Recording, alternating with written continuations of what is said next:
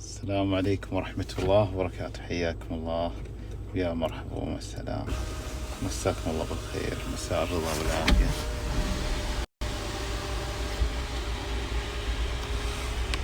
شفت القمر؟ ذكر النبي صلى الله عليه وسلم في الحديث، قال النبي صلى الله عليه وسلم قال إنكم سترون ربكم كما ترون القمر ليلة البدر. سبحان الله. فرؤيا القمر تذكرنا بالجنة ورؤية الله عز وجل. يقول الله تعالى: للذين أحسنوا الحسنى وزيادة. الزيادة قالوا نظر إلى الله عز وجل، طبعا ما نشبه، لكن النبي صلى الله عليه وسلم قال إنكم سترون ربكم كما ترون القمر ليلة البدر. نعم.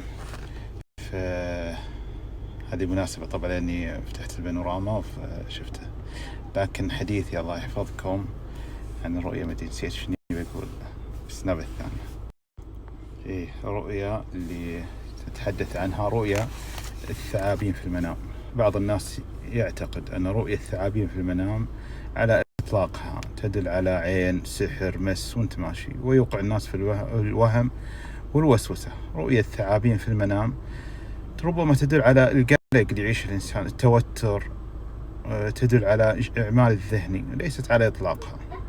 الله يحفظكم. يبدو أن الأهل وصلوا، يلا ترككم.